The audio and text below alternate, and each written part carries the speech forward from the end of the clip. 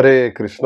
সুধী ভক্তবৃন্দ, আপনারা সকলে অবগত আছেন আমরা ভক্তি জীবনের সবচাইতে বড় যে মহোৎসব সেই শ্রীকৃষ্ণ জন্মাষ্টমীর দোরগোড়ায় পৌঁছে গেছি। যে ব্রত পালন করলে পরে পরমেশ্বর ভগবানের প্রতি অহেতুকী ভক্তি লাভ হয়, সেই জন্য সমস্ত ভক্ত বা বলতে গেলে সমস্ত সনাতন ধর্মাবলম্বী সকল ব্যক্তি এই তিথি বা এই ব্রত পালন করে থাকেন। কিন্তু এই ক্ষেত্রে সমস্যা হচ্ছে, ইচ্ছা থাকলেও সঠিক জ্ঞানের অভাবে আমরা বুঝতে পারি না যে কোন দিন কোন জিনিসটা করা উচিত। একটু সমস্যা হয়ে যায়, সঠিক দিনটা আমরা করতে গিয়ে অন্য দিন করা হয়ে যায় এবং সেই জন্য অনেক সময় কনফিউশন হয়, শঙ্কা জাগে বা সংশয় জাগে। সেটা দূরকরণের জন্য আজকে এই ভিডিওর ব্যবস্থা করা হয়েছে। আজকে আমাদের এই ভিডিও রেকর্ড করার দুটি কারণ। একটি হচ্ছে, অধিকাংশ ভক্তরা একটু কনফিউশনে আছেন, একটু সংশয়ের মধ্যে আছেন যে সোমবার জন্মাষ্টমী না মঙ্গলবার জন্মাষ্টমী, ভারত বাংলাদেশ বা আশপাশের সমস্ত দেশগুলিতে কবে জন্মাষ্টমীটা হবে সেটা একটা প্রশ্ন, তার উত্তর দেওয়ার জন্য। আর দ্বিতীয় হচ্ছে, অনেকে এটাও জানতে চাইছেন যে এই যে সোমবার দিন যে অষ্টমী তিথিটা আসছে জন্মাষ্টমী, এই তিথিটা ভগবানের কততম আবির্ভাব দিবস এবং সেই সংখ্যাটা কিভাবে এলো। তো সর্বপ্রথম দ্বিতীয় প্রশ্ন আমার উত্তর দেবো, এটা খুব ছোট, যেটা কততম আবির্ভাব দিবস। মহান বৈষ্ণব আচার্য ছিল বিশ্বনাথ চক্রবর্তী ঠাকুর, তিনি বিভিন্ন উচ্চতর শাস্ত্র থেকে আমাদের একটা বিশেষ তথ্য প্রদান করেছিলেন। সেটা হচ্ছে, মাঘ মাসের পূর্ণিমা তিথিতে শুক্রবার দিন পরমেশ্বর ভগবান শ্রীকৃষ্ণ এই জগৎ থেকে অপ্রকট হয়ে গিয়েছিলেন এবং সেই দিন থেকে কলিযুগ প্রবেশ করতে শুরু করেছিল। তাহলে এইখানে বলা হচ্ছে কৃষ্ণ তিরোভাব, অর্থাৎ কৃষ্ণ যেদিন এই জগৎ ছেড়ে অপ্রকট হয়ে চলে গেছিলেন সেই দিনটা ছিল মাঘ মাসের পূর্ণিমা তিথিতে, ঠিক যেই দিন শ্রী চৈতন্য মহাপ্রভু সন্ন্যাস গ্রহণ করার জন্য গৃহত্যাগ করেছিলেন। জ্যোতির্বিদরা জ্যোতিষ্ক গণনা করে দেখেছেন যে খ্রিস্টপূর্ব 3101 অব্দে কলিযুগের সূচনা ঘটেছে, অর্থাৎ 3101 খ্রিস্টপূর্বাব্দে শ্রীকৃষ্ণের তিরোভাব ঘটেছে। এর পূর্বে তিনি যে জগতে লীলা করেছিলেন সেটা আমরা শাস্ত্র থেকে দেখতে পাই 125 বছর পরমেশ্বর ভগবান এখানে তার এই যে লীলা করেছিলেন দাপরে, সেখানে তিনি তার আয়ুষ্কাল ঠিক করেছিলেন 125 বছর। তাহলে তিনি আবির্ভূত হয়েছিলেন 3101 খ্রিস্টপূর্বাব্দের আরো 125 বছর আগে। তাহলে দুটোকে যোগ করলে দাঁড়ায় শ্রীকৃষ্ণ আবির্ভূত হয়েছেন 3226 খ্রিস্টপূর্বাব্দে। এখন বর্তমানে আমাদের খ্রিস্টাব্দ চলছে 2024, মানে খ্রিস্টের পর আরো 2024 বছর পেরিয়ে গেছে। আর কৃষ্ণ আবির্ভূত হয়েছেন খ্রিস্টের পূর্বে 3226 বছর আগে। তাহলে আজকের থেকে যদি শ্রীকৃষ্ণের আবির্ভাব আমরা হিসাব করতে যাই, তাহলে এই 2024 এবং তারও আগে 3226কে যোগ করতে হবে। তাহলে এই দুটো যোগ করে দিলে কত আসছে? 5250। তাহলে এইটা হচ্ছে শ্রীকৃষ্ণের আবির্ভাবের অ্যাকচুয়াল সংখ্যা। মানে কততম জন্মাষ্টমী যদি বলতে হয়, তাহলে বলতে হবে এই বছর এই আগামী সোমবার দিন এই 26শে আগস্ট যে জন্মাষ্টমী তিথি, এইটা হচ্ছে ভগবান শ্রীকৃষ্ণের 5250তম আবির্ভাব তিথি, জন্মাষ্টমী মহা মহোৎসব। এইবার আমরা আলোচনা করব দ্বিতীয় প্রসঙ্গ নিয়ে, যে জন্মাষ্টমী ব্রত এই বছর আমাদের কোন দিন করা উচিত, বিশদে কারণ সহ ভালো করে শুনবেন। সূর্যের যেমন 24 ঘন্টায় একদিন হয়, চন্দ্রের কিন্তু 24 ঘন্টায় একদিন হয় না, তার একটু আগেই হয়ে যায় 23 ঘন্টায়।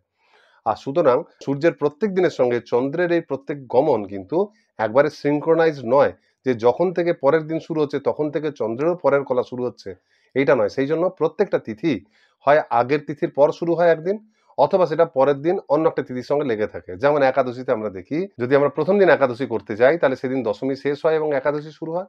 আবার পরের দিন যখন যদি করতে যাই তাহলে দেখা যায় সেই দিন একাদশী শেষ হচ্ছে, দ্বাদশী শুরু হচ্ছে। এখানে কখনোই আপনি পুরো একটা দিন পাবেন না, খুব রেয়ার এটা, যে কমপ্লিট একাদশী সূর্যের সঙ্গে শুরু হয়েছে শেষ হয়েছে। সেই জন্য আমাদের দুটোর মধ্যে একটা চয়েস করতে হয়। সাধারণত দশমী বিদ্যা একাদশী, সেটা সাধারণ মানুষ সেটাকে অ্যাকসেপ্ট করে থাকেন, যদিও তারা একাদশী করতে কোনো ভুল ত্রুটি করেন, তবুও কেউ যদি নিষ্ঠা ভরে দশমী বিদ্যা একাদশীতেও যদি একাদশীর উপবাস করেন, তাহলেও আচার্যরা বলেন সেটাতে কিন্তু জড় ফল লাভ। সেই জন্য ভক্তরা কি করেন, পরের দিন অর্থাৎ দ্বাদশী বিদ্যা একাদশীতে একাদশী। জন্মাষ্টমীর ক্ষেত্রেও তাই, সপ্তমী বিদ্যা অষ্টমী, মানে যেদিন সপ্তমী শেষ হচ্ছে আর অষ্টমী শুরু হচ্ছে, সেই দিন ব্রত করলে পরে সেটা জাগতিক ফল প্রদানকারী হয়, মানে সঠিক হয় না।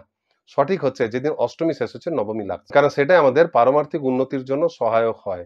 যদিও প্রথম দিন জন্মাষ্টমী করলে অনেক ক্ষেত্রেই দেখা যায়, যেহেতু এটা মধ্যরাত্র পর্যন্ত, তো অনেক ক্ষেত্রে দেখা যায় প্রথম দিন রাত্রের বেলাটাই অষ্টমী থাকে এবং পরের দিন হয়তো মধ্যরাত্রের আগে অষ্টমী শেষ হয়ে যায়, নবমী পড়ে যায়। তথাপি আমাদের অনেক সময় পরের দিনটাই গ্রহণ করতে হয়, কারণ পূর্বতিথি বিদ্যা হলে পরে সেটার ফল কখনো চিন্ময় ফল বা পারমার্থিক ফল হয় না, জাগতিক ফল হয়। সেই জন্য আমরা সাধারণ পঞ্জিকাতে দেখতে পাই দুটো মত থাকে, স্মার্ত মত আর গোস্বামী মত। স্মৃতি থেকে যে মত, যেটা কর্মকাণ্ডীয় জড় সুখভোগ বা স্বর্গ আদি লাভের কথা বলে, সেই মতে যারা বিশ্বাস করেন তারা সপ্তমী বিদ্যায় অষ্টমী পালন করেন প্রথম দিন, আর যারা গোস্বামী মতে চলেন তারা নবমী বিদ্যা অষ্টমী পালন করেন, সেটা হচ্ছে পরের দিন। কিন্তু এরকম কোনো লিখিত নিয়ম নেই যে স্মার্ত মতে প্রথম দিনই হতে হবে, গোস্বামী মতে দ্বিতীয় দিন হতে হবে, বা কেবলমাত্র ষষ্ঠমী বিদ্যা না নবমী বিদ্যা এর উপর বিচার করে শুধু জন্মাষ্টমী ঠিক হয় না। এগুলো বিচারের অনেকগুলো ক্রাইটেরিয়া আছে। ভগবান শ্রীকৃষ্ণের আবির্ভাব খুব রেয়ার। তিনি ব্রহ্মার প্রত্যেক কল্পে যে 1000 বা চতুর্যুগ হয়, সপ্তম মন্বন্তরে অষ্টাবিংশতি চতুর্যুগে দাপরের শেষে একবার তিনি আবির্ভূত হন। তো এই গত দাপরে তিনি যখন আবির্ভূত হয়েছেন সেটা ছিল ভাদ্র মাস বা বৈষ্ণব হিসেবে ঋষিকেশ মাসের কৃষ্ণপক্ষের অষ্টমী তিথি, এবং সেই লগ্নটা ছিল রোহিণী নক্ষত্রযুক্ত, অর্থাৎ চন্দ্রমা রোহিণীতে অবস্থান করছিলেন, এবং একই সঙ্গে সেটা ছিল বুধবার এবং সিংহ রাশি। এই সমস্ত ক্রাইটেরিয়া গুলো কিন্তু প্রত্যেক বছর মেলে না। প্রত্যেক বছর যখন আমরা মহোৎসব করতে যাই এগুলোর মধ্যে দু একটা জিনিস বার মেলে না বা রাশি মেলে না, এগুলো মেলে না। সেই জন্য আমরা যখন জন্মাষ্টমী নির্ধারণ করি, বা আরো ভালোভাবে বলতে গেলে প্রকৃত যারা গণিতজ্ঞ, যারা যারা পারমার্থিক গণিতজ্ঞ, বৈদিক গণিত হিসেবে যখন সেই পঞ্জিকা তৈরি করা হয় তখন কতগুলো জিনিস বিচার করা হয়। তার বিচারনীয় জিনিসগুলো হচ্ছে, প্রথম হচ্ছে মাস, সেটা ভাদ্র মাস বা ঋষিকেশ মাস হতে হবে। দ্বিতীয় হচ্ছে অষ্টমী তিথি, আর তৃতীয় হচ্ছে রোহিণী নক্ষত্রের যোগ। এই তিনটে দেখতে হবে। তার মধ্যে প্রথমটা তো আপনাকে নিতেই হবে, যে ভাদ্র মাসের কৃষ্ণপক্ষের অষ্টমী তিথি, এটাতে কোনো সন্দেহ নেই। এইবার আসছে তিথি আর নক্ষত্রের কথা। যদি অষ্টমী তিথি পড়ে আর সেই সঙ্গে রোহিণী নক্ষত্রের যোগও থাকে তাহলে সেটা সর্বোত্তম, সেখানে আর কোনো সন্দেহ থাকে না। সাধারণত এটাই হয়, দ্বিতীয় দিন যখন আমরা নবমী বিদ্যা অষ্টমী করি তো অনেক সময় দেখা যায় সেই দিনই রোহিণী নক্ষত্রের যোগটা রাত 12টা পর্যন্ত থাকছে, ফলে সহজেই সেই দিনটা নেওয়া হয়। কিন্তু এইবার জন্মাষ্টমীতে নক্ষত্র আর তিথির যোগ এক হচ্ছে না।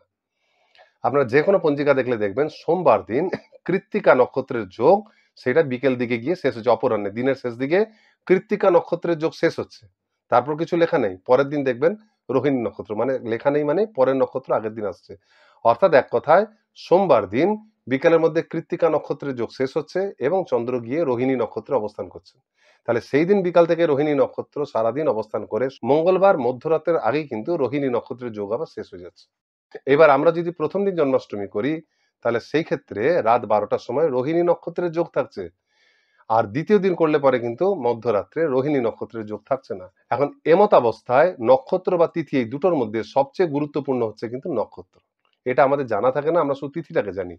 যেহেতু ভগবানের আবির্ভাবের সময় মধ্যরাত্রে, সেই সময় চন্দ্র রোহিণী নক্ষত্রে অবস্থান করছিলেন, তিনি হচ্ছেন চন্দ্রের সবচেয়ে প্রিয়তমা পত্নী, তিনি আনন্দে সেখানে অবস্থান করছেন। ঠিক সেই কারণে যেহেতু সোমবার দিন মধ্যরাত্রে অর্থাৎ ভগবানের আবির্ভাবের সময় রোহিণী নক্ষত্রের যোগ রয়েছে, অর্থাৎ চন্দ্র রোহিণীতেই অবস্থান করবেন, সেই জন্য সোমবার দিন গ্রহণ করতে হবে। মঙ্গলবার দিন এই উৎসবটা মহোৎসবটা করতে গেলে মধ্যরাত্রে কিন্তু আমরা রোহিণী নক্ষত্র পাবো না। এটাই হচ্ছে প্রথম কারণ। আর দ্বিতীয়ত, পঞ্জিকা দুই রকমের হয়, একটা হচ্ছে বিশুদ্ধ সিদ্ধান্ত পঞ্জিকা, আর একটা হচ্ছে স্মার্ত পঞ্জিকা। অনেক ভক্ত বিশুদ্ধ সিদ্ধান্ত পঞ্জিকা না থাকায় স্মার্ত পঞ্জিকা ফলো করছেন, বা অনেক ছোটখাটো বৈষ্ণব মঠ মন্দির রয়েছে যারা বৈষ্ণব পঞ্জিকা তৈরি করলো এই সময়গুলো কোনো স্মার্ত পঞ্জিকা থেকে তুলেছেন। আর তাই স্মার্ত পঞ্জিকা দেখার জন্য কি হয়ে গেছে, তাদের পঞ্জিকাতে তারা দেখতে পাচ্ছেন সোমবার দিন অর্থাৎ 26শে আগস্ট সকালবেলায় 7টা-8টা পর্যন্ত সপ্তমী থাকছে, তারপর অষ্টমী তিথি লাগছে, সেটা পরের দিন সকালে 27 তারিখ সকাল পর্যন্ত অষ্টমী থেকে তারপর নবমী লাগছে। সুতরাং তাদের মনে হচ্ছে যে পূর্ব বিদ্যা রাশি মানে সপ্তমী বিদ্যা অষ্টমী তো জড় ফল দেয়, তাহলে আমাদের নবমী বিদ্যা অষ্টমী করা উচিত। কিন্তু বলে রাখি এই সিদ্ধান্তটা ভুল, এই হিসাবটা ঠিক নয়।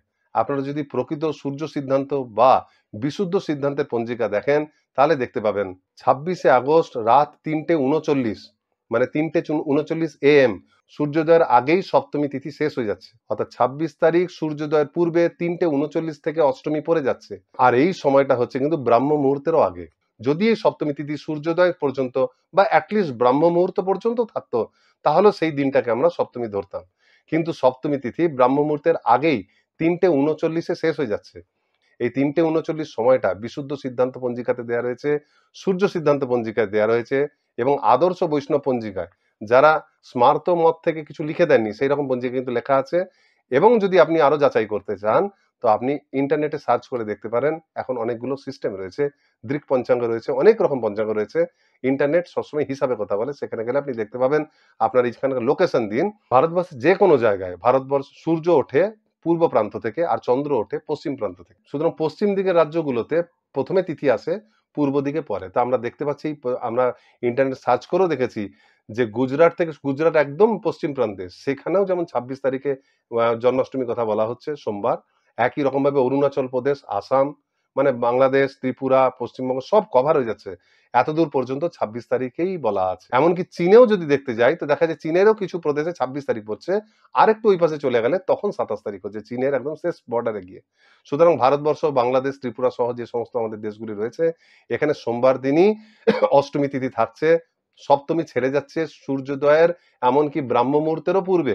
যারা সময়টা দিচ্ছেন ৮টার পরে সেটা ভুল সময়। সেই জন্য ওই দিন অষ্টমী তিথি, সপ্তমী নয়। দ্বিতীয়ত, যদি কেউ তারপরেও তর্ক করেন যে না আমরা ওই নিয়মটাই ঠিক ধরবো, ওই স্মার্ত পঞ্জিকাতে যেটা লেখা হয়েছে সেইটাকে আমরা মেনে চলবো, যদি সেইটাও ধরেন, সত্যি যদি সেইটা হতো, সত্যি যদি সপ্তমী তিথি ৮টা পর্যন্ত থাকতো তারপর অষ্টমী লাগতো, তাহলে সেই দিনটা এমনি বৈষ্ণব হিসাবে সপ্তমী ধরা হতো।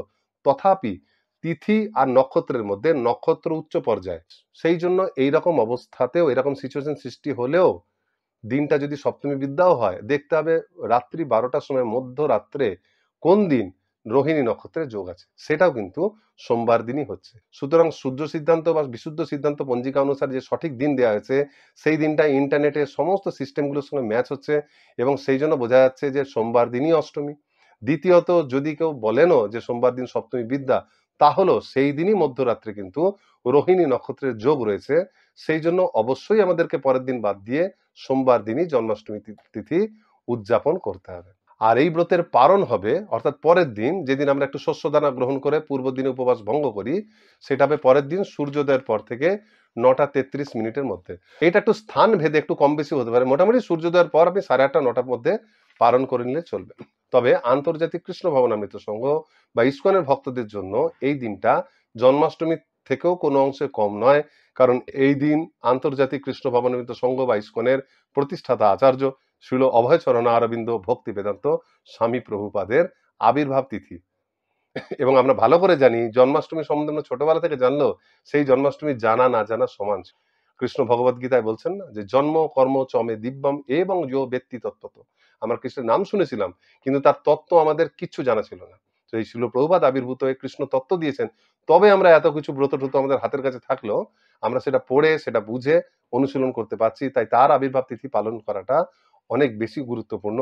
সেই জন্য আমরা পরের দিন ২-৩টা কাজ করতে পারি। যদি আমরা জন্মাষ্টমীর উপবাস কন্টিনিউ করে পরের দিন একবারে মধ্যাহ্নে গিয়ে ভঙ্গ করতে পারি, সেটা খুব রেয়ার, খুব কমজনই করেন। দ্বিতীয় হচ্ছে আমরা জন্মাষ্টমী পালনও করতে চাইছি, আবার প্রভুপাদের আবির্ভাবের জন্য উপবাস করতে চাইছি, তাহলে সেই ক্ষেত্রে আপনাকে সকালবেলায় একটি জগন্নাথের মহাপ্রসাদ বা যে কোনো প্রসাদ অন্নের একটা দানা গ্রহণ করে পালন করে নিতে হবে। তারপর শিল প্রভুপাদের উদ্দেশ্যে আপনি আবার উপবাস রাখতে পারেন মধ্যাহ্ন পর্যন্ত। মধ্যাহ্নে শিল প্রভুপাদকে ভগবানের মহাপ্রসাদ অর্পণ করুন। যদি বিগ্রহ থাকে তাহলে অভিষেক করুন, আলেখ্যর সামনে অভিষেক করতে পারেন এবং তারপর তার গুরু পূজা, মহা আরতি এবং পুষ্পাঞ্জলি দিয়ে তারপর প্রসাদ গ্রহণ করে শিল প্রভুপাদের আবির্ভাব দিবস পালন করুন। এবং লক্ষণীয় হচ্ছে শিল প্রভুপাদ আমাদের জন্য কি করেছেন সেই সম্বন্ধে প্রত্যেকে সেই জিনিসটা ভাবার চেষ্টা করুন। এই জন্য সমস্ত ভক্তকে রিকোয়েস্ট করা হয় তারা যেন সেই দিন শিল প্রভুপাদের গুরুত্ব সম্বন্ধে কিছু কথা লেখেন। তো এবার লেখাতে সব বেশিরভাগ মানুষের অ্যালার্জি থাকে, তো আমি রিকোয়েস্ট করবো প্রত্যেকে সেদিন একটু ভাববেন, শুধু উপবাস নয়, উপবাস করে প্রভুপাদ সম্বন্ধে ভাববেন যে তিনি আমাদের জন্য কত কি করেছেন। আর যদি ভাবতেও কষ্ট হয় তাহলে কারোর প্রবচন শুনবেন যিনি ছিল প্রভুপাদের গুণমহিমা বর্ণনা করছেন। যদি সেই সুযোগও না হয় তাহলে সৎস্বরূপ দাস গোস্বামীর লেখা যে ছিল প্রভুপাদ লীলামৃতর যে অংশ, প্রভুপাদ বলে যে গ্রন্থটা পাওয়া যায়, অন্তত সেইটা পড়বেন। অর্থাৎ কথার তাৎপর্য হচ্ছে সোমবার দিন জন্মাষ্টমী ব্রত পালন করুন আর মঙ্গলবার দিন নন্দ মহারাজের মহোৎসব। ভগবান রাত ১২টার সময় আবির্ভূত হয়েছিলেন এবং তিনি যশোদার গর্ভ থেকে আবির্ভূত হন বা বসুদেব কংসের কারাগার থেকে যা ঘটেছিল সেটা রাত্রিবেলায়, নন্দ মহারাজ পরের দিন সকালে জানতে পেরেছিলেন এবং তিনি আনন্দে সমস্ত গোকুলে আনন্দ উৎসব করেছিলেন।